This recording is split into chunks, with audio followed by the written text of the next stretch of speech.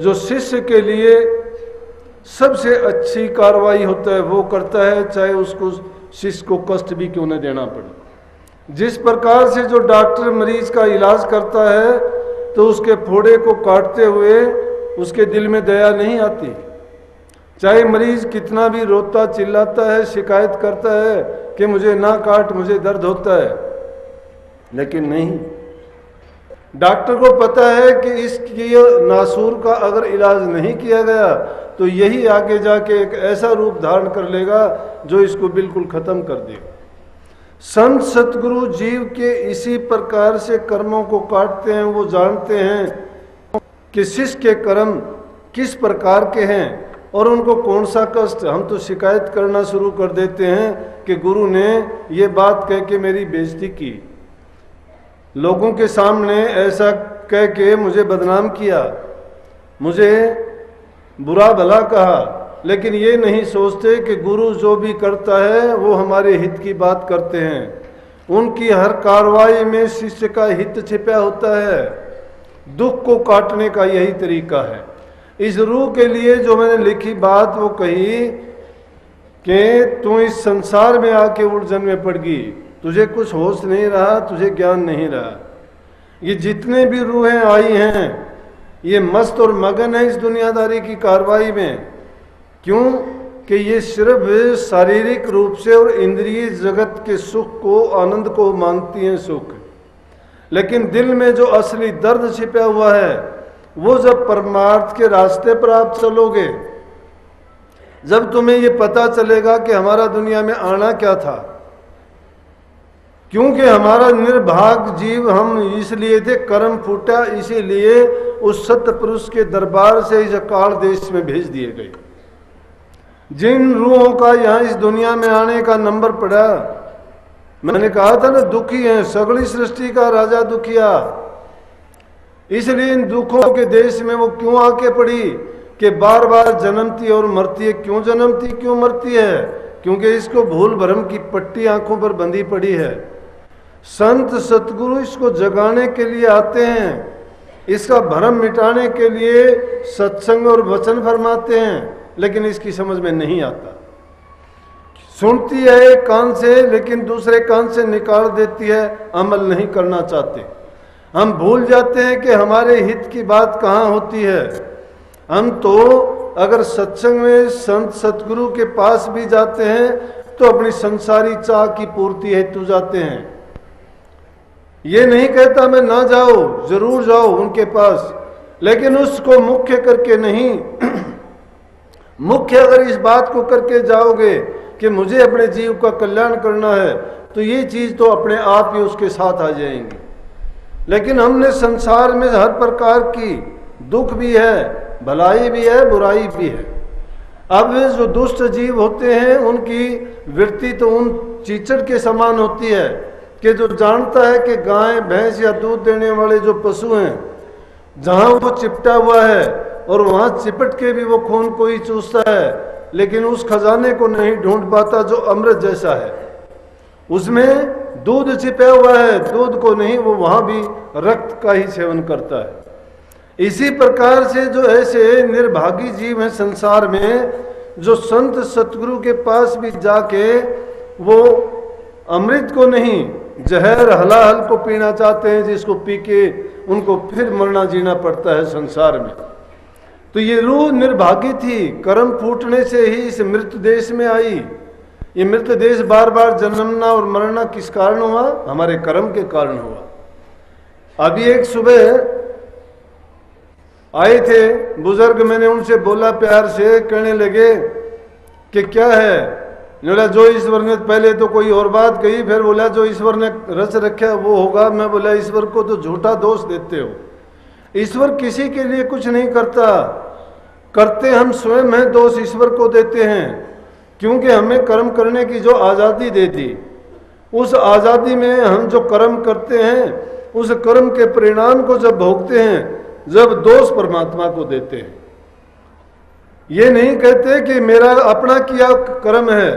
ये जीव संसार में बार बार जो जन्मता मरता है, ये बार बार आता है, ऊंची नीची योनियों में आ जाता है, कष्ट या सुख इसको जो भी भोगने को मिलते हैं उसके कर्म के अनुसार मिलते हैं।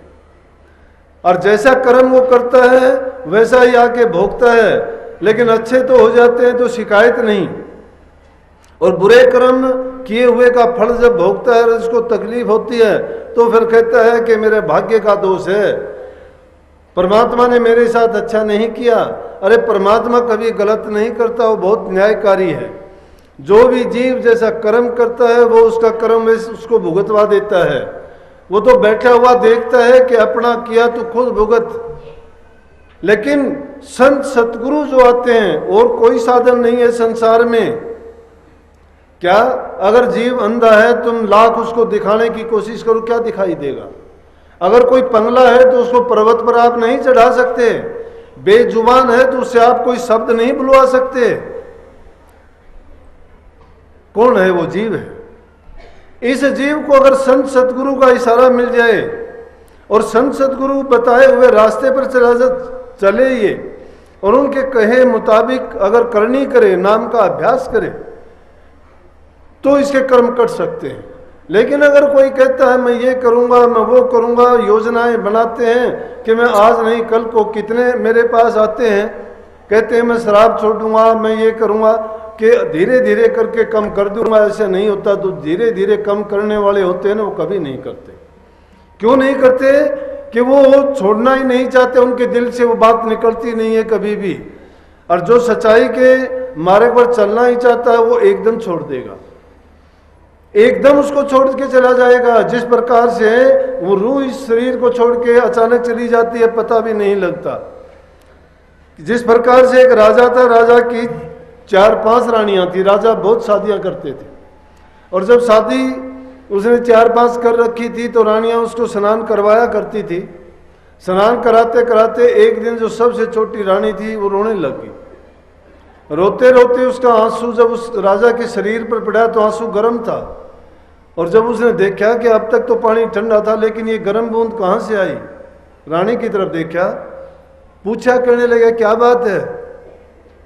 रानी कहने लगी कुछ भी नहीं। बोला रोने का कारण? बोली रोने का कारण तो ये है कि मेरा सबसे छोटा भाई है, उसकी चिट्ठी आई है और उसने ये कहा है कि मैं बैराग लेना चाहता हूँ, और अगर 1 हफ्ते तक तुम मिलना चाहे तो मिल सकती है आके, उसके बाद मैं बैराग ले लूंगा। राजा कहने लगा वो बैराग नहीं लेगा, चिंता ना कर। कहने लगी कि नहीं वो तो पक्का हो चुका है, उसने तो सब जगह कह दिया।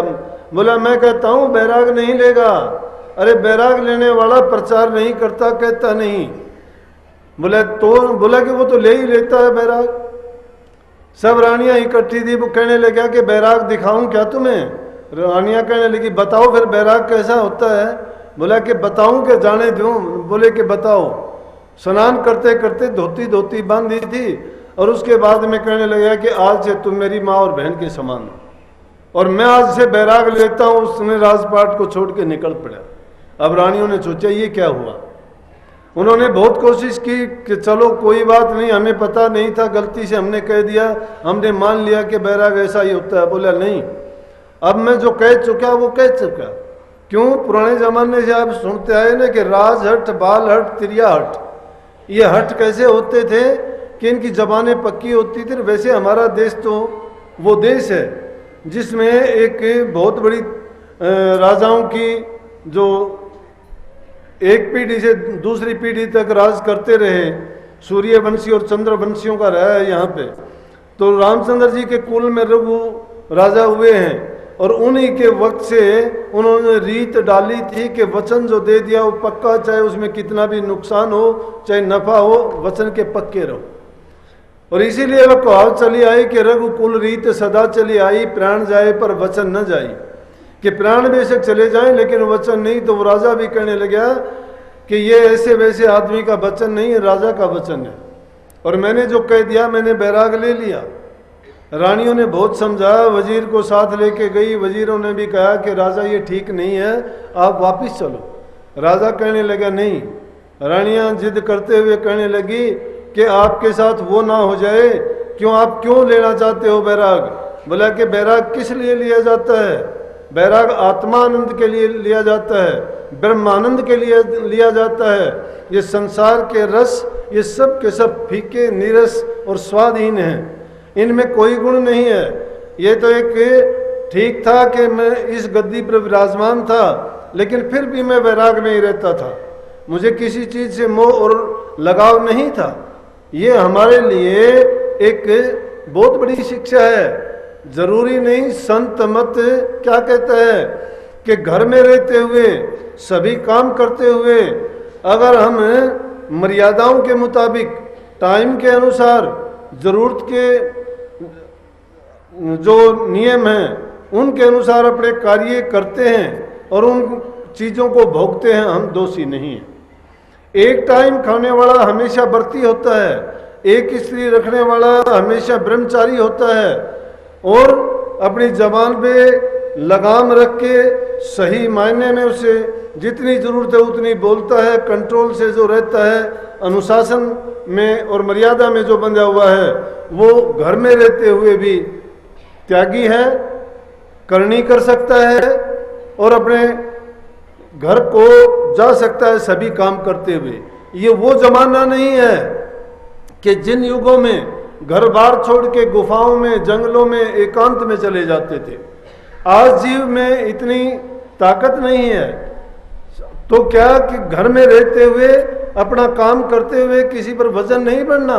उस जमाने की अगर बात करोगे तो राजा भर्तृहरि राजा था, और राजा ने बैराग लेने के लिए क्या किया, गुरु गोरखनाथ की शरण में चला गया।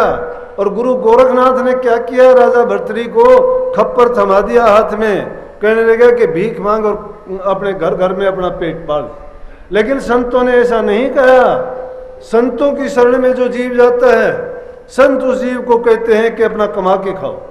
जो इंसान अपनी हक हलाल की, ईमानदारी की, सच्चाई की कमाई से अपना लालन पालन नहीं करता है, उस इंसान का जीवन बिगड़ जाएगा, उसकी संतान बिगड़ जाएगी, उसके आचार विचार बिगड़ जाएंगे, पूरा का पूरा उसका हाल ऐसा हो जाएगा कि देखते ही देखते सब मड़िया मेट हो जाएगा।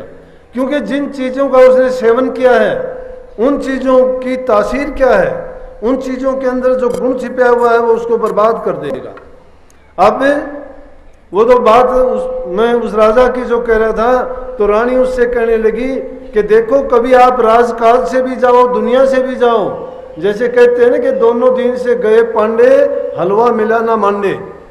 एक चीज़ तो मिलनी ही चाहिए, लेकिन जो लालच करता है हलवे की तरह भागता है, हलवा खत्म हो जाता है, मंड रोटियों को छोड़ के गया था, वापिस आता है तो रोटियां भी नहीं मिलती हैं। कहने लगा राजा, कभी आपके साथ वो ना हो जाए कि जिस प्रकार से एक बुगले ने ऐसा किया था आप जैसा। बोला कि क्या किया था? बताने लगी कि किसी सरोवर में बुगला और बुगली, मेंढक मछली उनका खाना है, ये वो खा के गुजारा किया करते थे। और उसमें रहते रहते उन्होंने क्या देखा कि एक दिन हंस आए और वहाँ पर नारियल के पेड़ थे।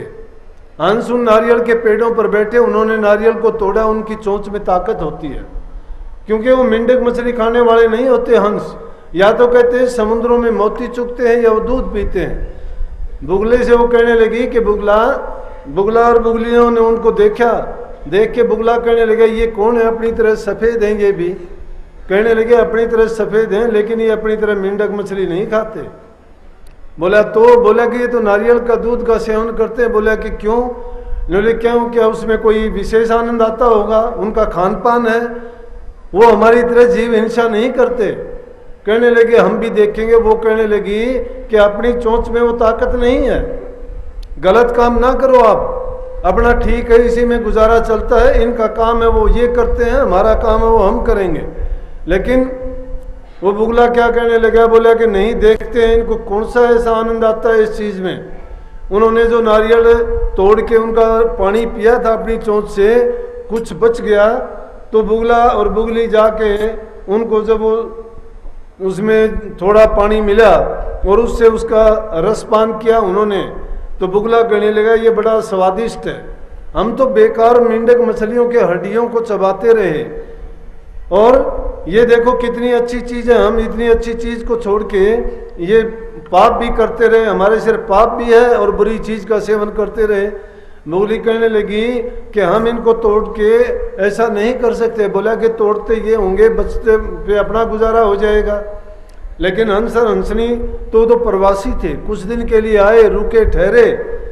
जब वो खत्म होने लगे वहां से उन्होंने उडारी ले ली, अपनी दूसरी जगह के लिए चले गए। जब बुगला और बुगली ने देखे आज वो नहीं थे, ऊपर वो नारियल भी खत्म हो चुके थे। अब वो क्या करें कि मेंढक मछली खाने छोड़ दिए थे और उन्होंने ध्यान किया ऊपर एक जो लगे हुए था। बुगला कहने लगा मैं तो अब उन्हीं का सेवन करूंगा, मेंढक मछली मैंने तो खाने नहीं है, पर्ण कर लिया। बोले राजा होश करो कि अगर आप भी उनकी तरह से होगे तो कभी दोनों दिन से चले जाओ, ना आपका राजकाज रहे ना आपको बैराग मिले। कहने लगा मैं मूर्ख नहीं हूं, मैंने सोच समझ के फैसला लिया है। बोले कि ये दुनिया के विषय विकार जो है उनमें पड़ा हुआ था, मैं उनमें नहीं रहना चाहता। और अब तो मुझे मौका मिल गया कि जब बैराग ले ही लिया तो उस आत्मा आनंद को मैं जरूर प्राप्त करूंगा, तू चाहे मुझे लाख कहता रहे, मैं मूर्ख नहीं हूं। बोला कि बुगला बुगली तो मूर्ख होंगे। बुगले ने क्या किया कि एक जाके नारियल में चोंच मारी, चोंच नारियल में फंस गई और पंखों को फड़फड़ा के वहीं मर गया। बुगली कहने लगी कि मैंने तुझे रोका था कि ना करे ऐसा, कि तूने अपना जीवन किस लिए खराब कर लिया कि अपने रास्ते और अपने चाल को छोड़ दिया। तो कहने लगी राजा आपका काम ये नहीं था, आप भी अपनी चाल को छोड़ रहे हो। और सत्संगियों आपको मैं ये कह रहा हूं, ये जीव ने भी अपनी चाल छोड़ दी। ये उस सत्य पुरुष की अंश थी, ये रूह उस परमात्मा रूपी भंडार की एक सदस्य थी, ये बूंद रूप में उसी में विराजमान रहती थी। लेकिन जब ये यहाँ आई इस देश में, इसकी माया ने बुद्धि हर ली, काल ने अपने चक्कर में ले लिया और कर्म के अधीन होके ये ऐसे ऐसे कर्म करने लग गया जो इंद्रियों के रस भोगों में फंस के इसने अपने जो सच्चाई थी, असलियत थी, वास्तविकता थी, उसको भुला दिया। लेकिन फिर भी इसको अवसर मिला और वो अवसर मिलने पर भी इसका कर्म कैसे फूट गया। देखो संत सतगुरु भी मिल जाते हैं, सत्संग भी मिल जाता है, ये बड़ी मुश्किल से मिलते हैं, लेकिन कलयुग में देखो फिर भी मिल जाता है। आज तो अगर मेरे से पूछते हो तो संतों का मिलना क्या, संतों ने भी एडवर्टाइजमेंट अपनी शुरू कर दी है। संत अपने आप को संसारी लोगों से प्रूव करवाते हैं, उनको खड़े होके सर्टिफिकेट लेते हैं कि बताओ तूने कि मैं क्या करता हूं। अरे संतों का ये कर्म नहीं था, संतों ने दुनिया के काम किए तो भी गुप्त रूप से किए। अगर उनसे कोई प्रकट होने की बात कही तो भी अपने आप को छिपा लिया। संतों ने नहीं बताया कि मेरे अंदर ये शक्ति है, ये ताकत है, वो गुप्त ताकत काम करती है। लेकिन संत कभी अपने आप को जाहिर नहीं करते। और असलियत में तो कलयुग में सत्य पुरुष ने जब संतों को यहाँ भेजा जीवों के कल्याण के लिए, तो उनसे प्रण लिया था कि ये जीवों को करामात ना दिखाएं, जीवों का काम करें। अरे जीवों को करामात दिखाएंगे, करामात तो फंसाने वाले हैं। दादू, पलटू, नानक जितने संत हुए, रविदास, पीपा, इन्होंने क्या किया, इन्होंने सजा को मंजूर कर लिया, करामात को मंजूर नहीं किया। करामात दिखाई लोगों को, लेकिन कब दिखाई? जिन्होंने करामात दिखाई उनका क्या हुआ? करामात तो गोरखनाथ ने दिखाई थी, अपने गुरु के सामने दिखाई थी, गुरुमुख नहीं कहलाया वो। वैसे उसकी बढ़ाई बहुत हुई गोरखनाथ की, आज तक उनके कितने अपने डेरे हैं, कितनी इज्जत है, करनी वाले थे खूब उन्होंने ताकत दिखाई, खूब सिद्धियां दिखाई, खूब शक्ति दिखाई, प्रकट हुए वो, लेकिन गुरुमुख नहीं हुए। क्यों नहीं हुए? कि अपने गुरु के बारे में जिसने क्या कह दिया, आड़ ने मिटिया, जंजाल ने मिटिया, गुरु मिला न पूरा हो। अपने गुरु को कहता है ये बात के मचंद्रनाथ से कि तेरा आड़ जंजाल नहीं मिटा क्योंकि तुझे गुरु पूरा नहीं मिला। और गुरुमुख की ये दास्तान नहीं है। गुरुमुख के लिए गुरु का वचन ही मंत्र होता है, गुरु जो करता है वो करने दो। संतों ने तो सीधी कही है कि गुरु जो करता है वो मत करो, गुरु जो कहता है वो करो।